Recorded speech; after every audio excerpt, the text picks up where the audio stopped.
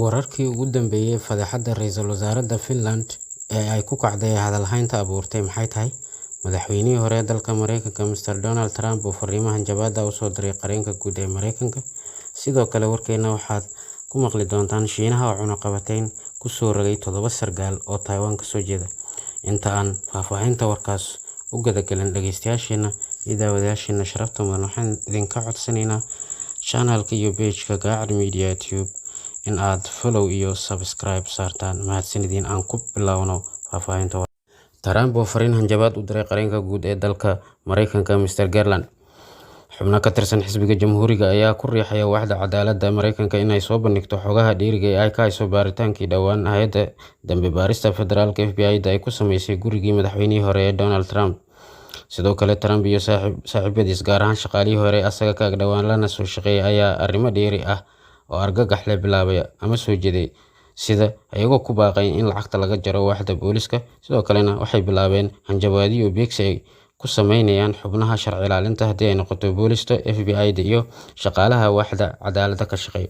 Tusaale ahaan, la taliyihii hore madaxa ololaha doorashada Donald Trump Mr. Steve Bannon ayaa waaxda dambi baarista federaalka FBI-da ku tilmaamay in ay yihiin Naaziyiin, asagoo yidhi FBI waxay bilowday inay u shaqeyso sidii sirdoonkii qarsoonaa ee Naaziyiinta. Shiinaha oo cunaqabatayn saaray 7 sargaal oo Taiwanese ah. Dowladda Shiinaha ayaa sheegtay inay cunaqabatayn ku soo rogtay 7 sargaal oo Taiwanese ah kadib markii saraakiishan ay taageereen madax-bannaanida Taiwan. Saraakiisha Taiwan ka soo jeeday dowladda Shiinaha cunaqabataynta saartay waxaa ka mid ah safiirka Taiwan u fadhiya Washington, Mareykanka, ahna xogayaha guud ee Golaha Amniga Taiwan, xubno ka tirsan xisbiga talada haya ee Taiwan.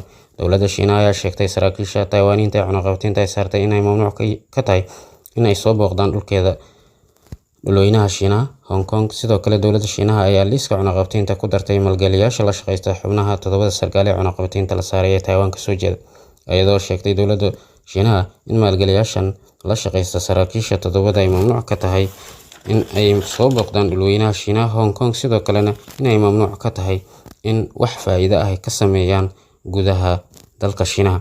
Wararka ayaa sheegaya in cunaqabataynta Shiinaha uu saaray saraakiisha 7 Taiwaaniyiinta in ay ku soo aaday markii xubno kale oo sare ay booqasho ku yimaadeen toddobaadkan jasiiradda Taiwan. Waxaa xusid mudan horraantii toddobaadkii tagay in Marwo Nancy Pelosi oo ah hafeenka Koongareeska Mareykanka ay booqasho ku timid Taiwan.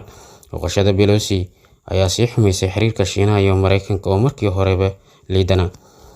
Sidoo kale ciidamada difaaca Jamhuuriyadda dadka Shiinaha ayaa sheegay in ay korjoogteyn ciidan ku sameeyeen agagaarka Taiwan hadday noqoto bad iyo cirba.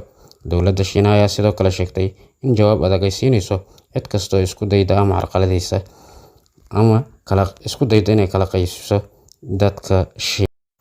Muuqaal muujinaya ra'iisul wasaaradda dalka Finland oo khamri cabsan ayaa hadal hayn badan abuuray.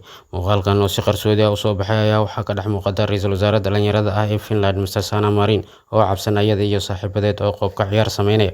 Haddaba muuqaalkan ayaa hadal hayn badan abuuray, gaar ahaan mucaaradka dalka Finland ayaa su'aal ka keenay qoobka ciyaarka ra'iisul wasaaradda cabsan, ayagoo ku sheegay in ay aad ula yaabeen habdhaqanka ra'iisul wasaaradda Sanna Marin.